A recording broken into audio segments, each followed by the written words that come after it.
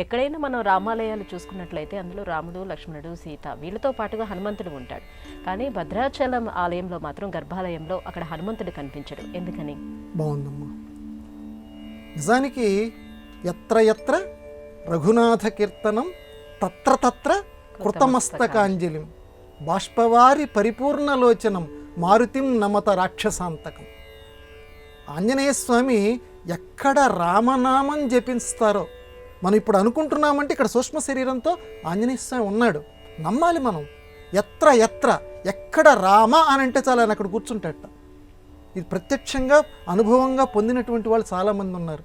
మరి అటువంటి ఆంజనేయ స్వామి ఎలా కూర్చుంటాడమ్మా? నిజంగా బాష్పవారి పరిపూర్ణలోచనం.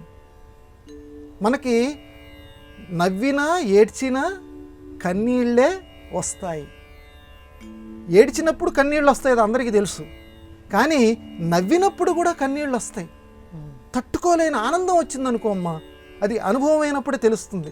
తట్టుకోలేని ఆనందకరమైన వార్త తెలిసింది, అప్పుడు కూడా ఆ ఆనందంలో నవ్వుకుంటూ కళ్ళమ్మడి నీళ్ళు వస్తాయి.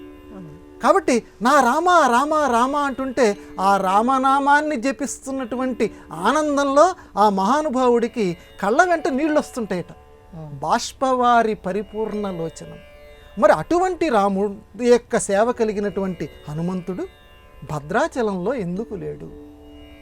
కేవలం ఎక్కడ రాముడు ఉంటే అక్కడ హనుమంతుడు ఉంటాడంటారే.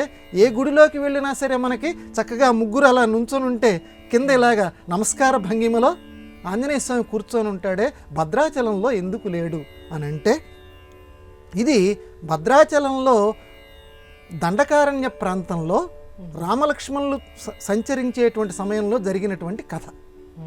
అప్పటికి హనుమంతుడి యొక్క పరిచయం జరగలేదు రాముల వారికి.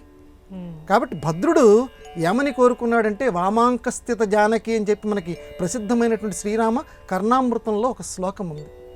ఆ శ్లోకం ప్రకారం భద్రాద్రి మూర్ధిస్మితం, భద్రాద్రి ఆ భద్రుడు అనేటువంటి ఆ పర్వతం కోరుకుందట, రామా నువ్వు అరణ్యంలో సంచరించే సమయంలో ఏ రకంగా ఉన్నావో ఆ రకంగా నా నెత్తి మీద వచ్చి కూర్చోవయ్యా, నా పేరు మీదుగా ఇది భద్రాచలం అనేటువంటి పేరు పొందుతుంది అని చెప్పాడు ఆ భద్రుడు అనేటువంటి వాడు. కాబట్టి ఆ సంచరించే సమయంలో హనుమంతుడు లేడు. అప్పటికి కిష్కింధాకాండలో కదా హనుమంతుడి యొక్క పరిచయం శ్రీరాముడికి ఏర్పడింది. కాబట్టి ఆ సంచరించే సమయంలో హనుమంతుడు లేడు కనుక కేవలం అప్పుడు ఏ రకంగా ఉన్నావు ఆ రకంగానే వచ్చి నా నెత్తి మీద కూర్చోవయ్యా అంటే సరే నేను రామచంద్రుడు ఒప్పుకోవటం వల్ల రాముడు అక్కడ లక్ష్మణ సీతా సమేతంగా అక్కడ ఆసీనుడయ్యాడు, అక్కడ ప్రతిష్టాపన పొందాడు. కనుక అక్కడ హనుమంతుడు లేడు. భద్రాద్రి ఆలయంలో హనుమ లేకపోవటానికి ఉన్నటువంటి కారణం ఇది.